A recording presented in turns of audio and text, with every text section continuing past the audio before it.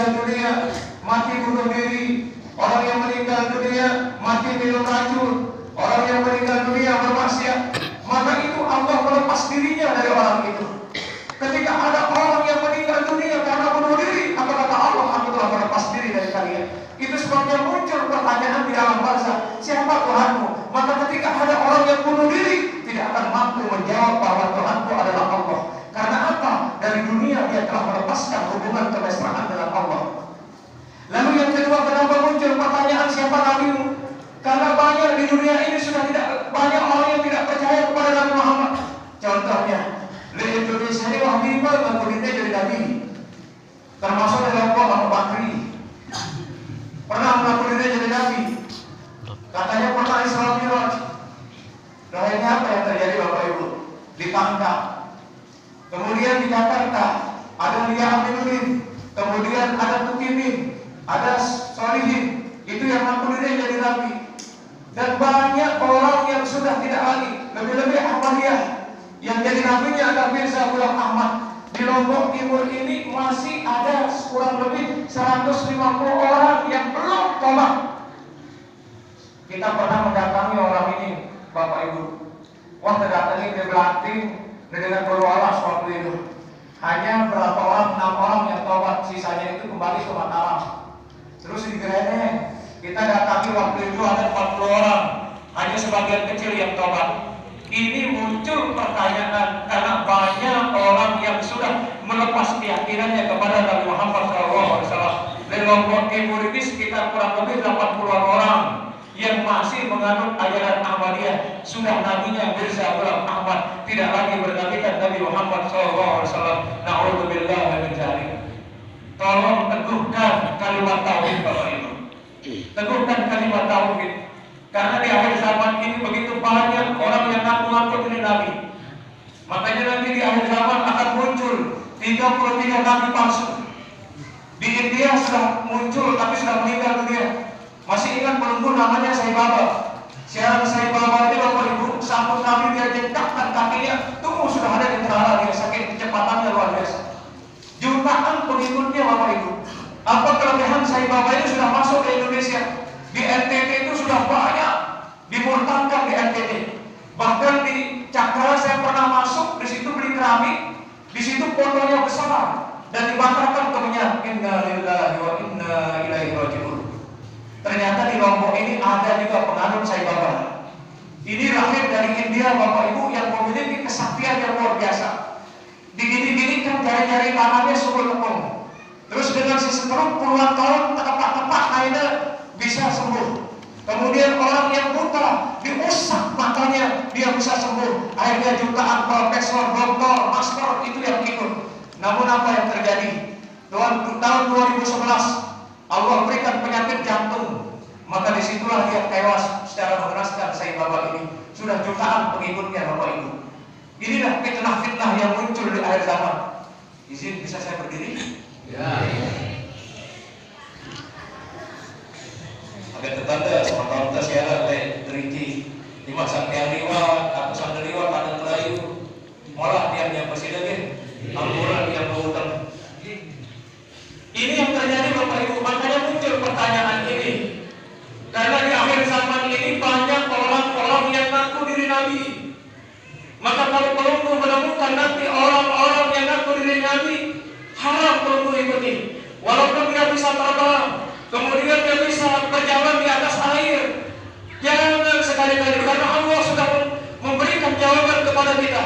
Maka Muhammadun aba ahadin min rijalikum walakin Rasulullah wa khataman nabiyyin. Di ujung ayat ini Allah telah menegaskan bahwa tidak ada nabi terakhir kecuali baginda Rasul sallallahu alaihi wasallam. Lamun dengan aneh-aneh juga datang di desa niki, ada dengan tahu ngene-ngene wadah, terus kemudian turun apa namanya jatuh permata, jatuh berlian, kemudian dia ngaku diri Nabi, haram hukumnya perlu ikuti. Nunggu kesaktian karena tidak ada Nabi setelah Nabi Muhammad. Bahkan nanti akan muncul di dalam sebuah ayat telung dasar telung Nabi, 33 Nabi di akhir zaman mengaku dirinya menjadi Nabi. Orang-orang yang ngakunya dirinya Nabi. Maka hati-hati Bapak Ibu, jaga diri kita, jaga anak kita,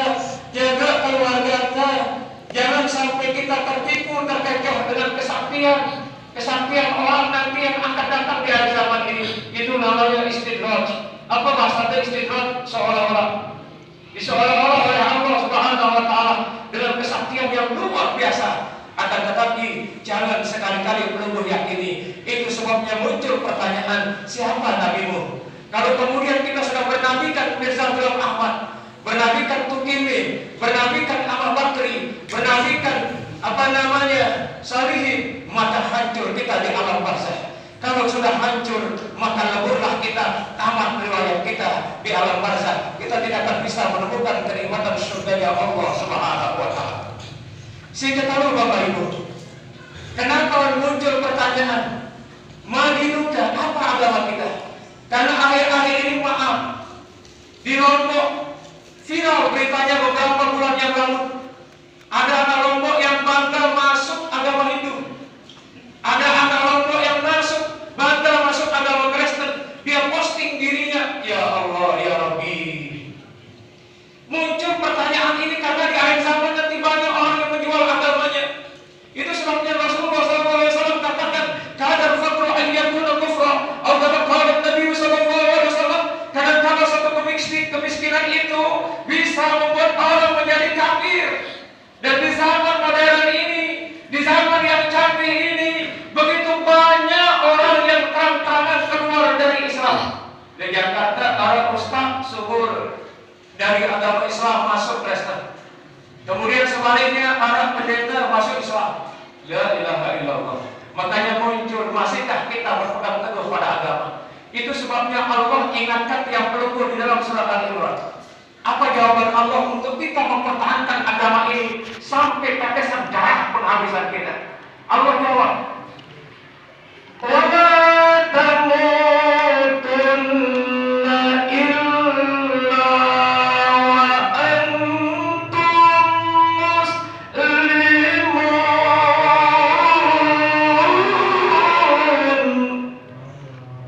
Jangan kalian mati melainkan mati dalam keadaan berserah diri kepada Allah, mati dalam keadaan Islam.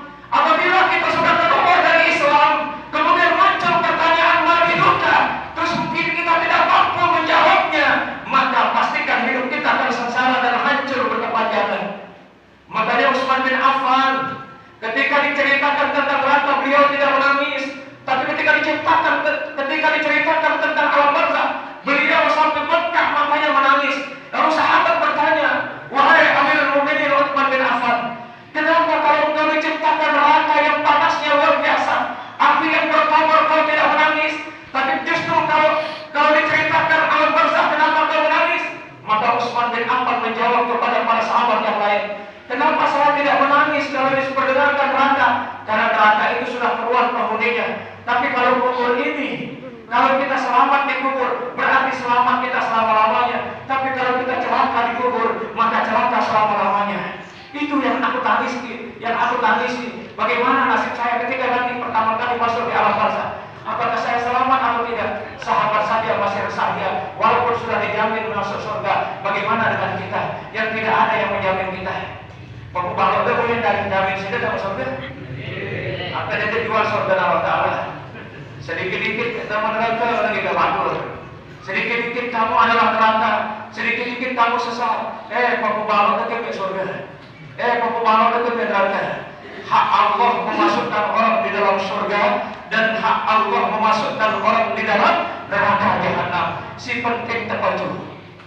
Makanya Bibi Treket berkata, apa pengajian beliau? Ambon mekalat, Ambon medai. Jagung medalat, jagung medai. Orang dengan naruh jagung di desa ini terus kemudian berbuah, mau? Apa buahnya? Ya. Bagus kedawi, bagus kedai. Lengir kedawi, lengir kedai. Makanya Allah jawab dalam Al-Quran, in ahsantum li anfusikum wa in asa'tum falaha.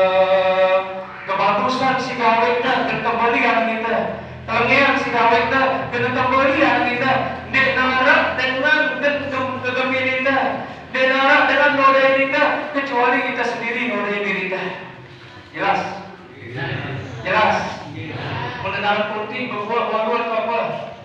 Apa putih? Mendengar putih apa buatnya? Putih. Jelas hukumnya. Di dalam kita tahu Lombok ini dengan alat putih berbuat gedang. Depeta sampai Sulawesi, depeta di seluruh Indonesia dengan alat putih alat berbuat gedang. Siara adalah putih gedang. Betul tidak? Betul tidak? Lalu pun berbuat gedang di negara mun alat putih gedang di ada. Ada? Kita sini Pak. Jelas? Lanjut. Lanjut. Sampai subuh. Ini lanjut sampai subuh ya.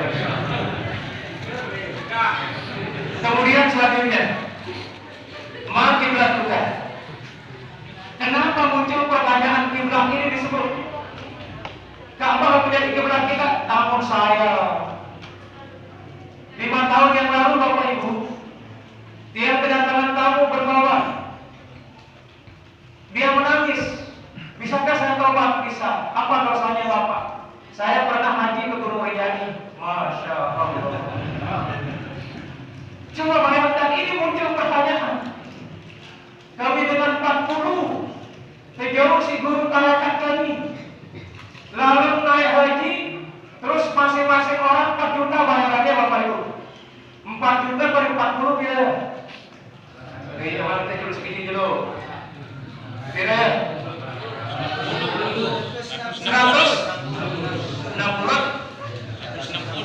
160 juta biayanya pergi ke Sembalun ke Gunung Rinjani. Mereka tawa di Segarana. Katanya belajar tarekat.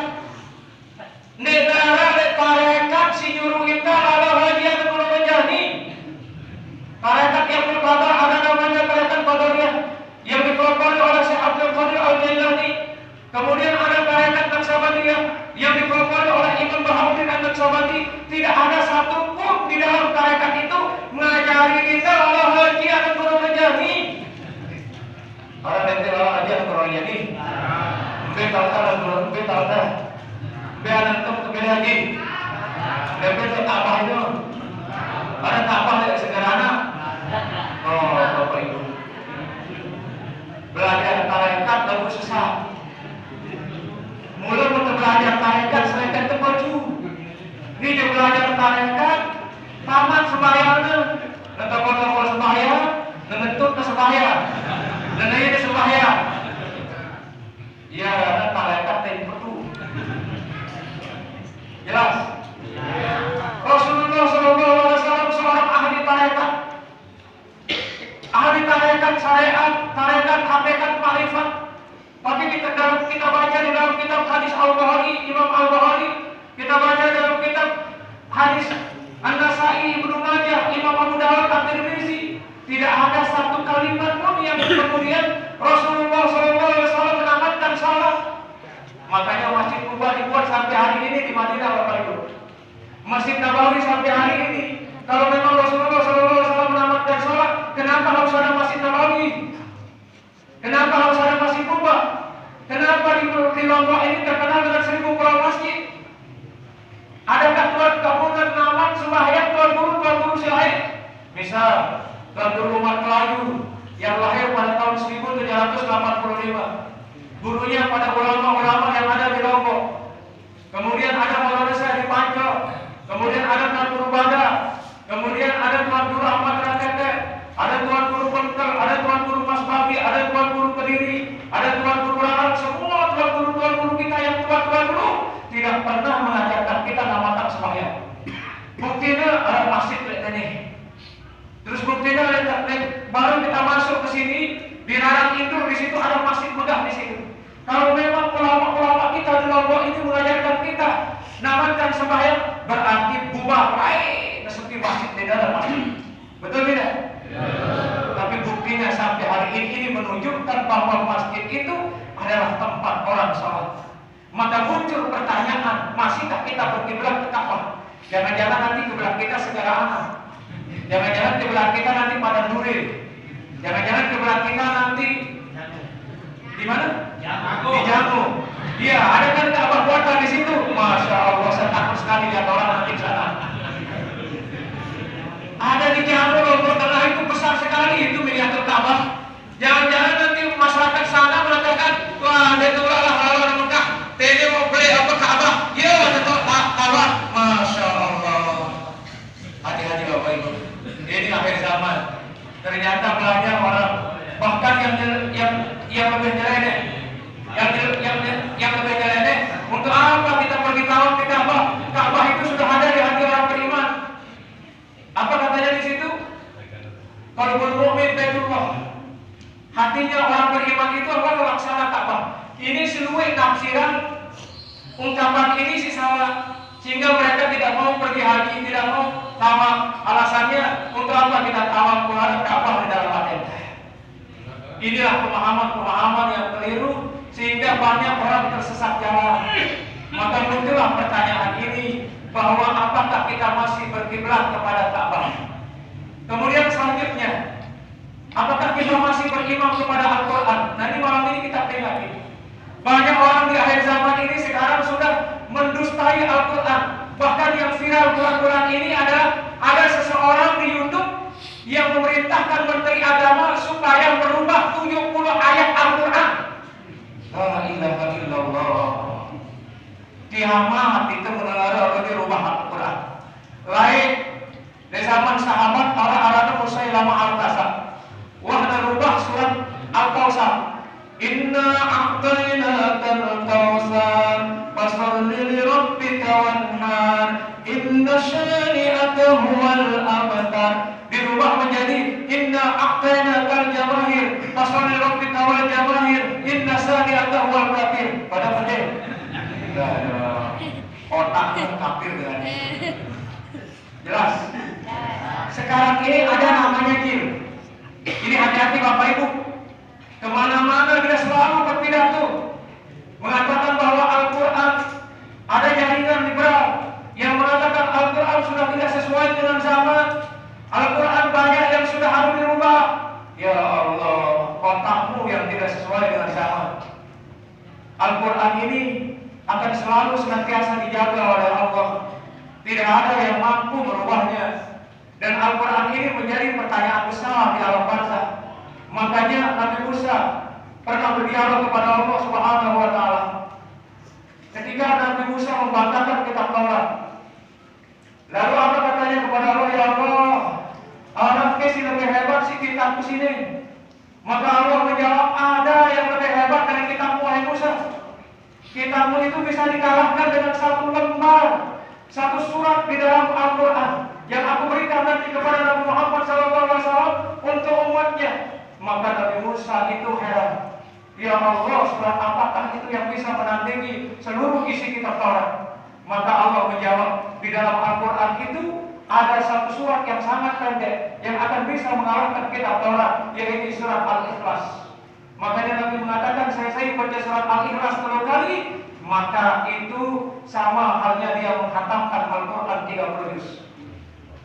Mudahnya baru ngaji, kalau nggak saya juga baca surah Al-Ikhlas 3 kali. Lamun dengan ta'aluk Yasin Sadaqallahul azim. Padahal mah terlalu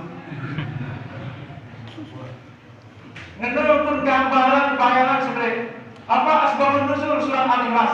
Saya jelaskan asbabun nuzulnya. Satu ketika Rasulullah SAW disayembarakan oleh Abu Jahal.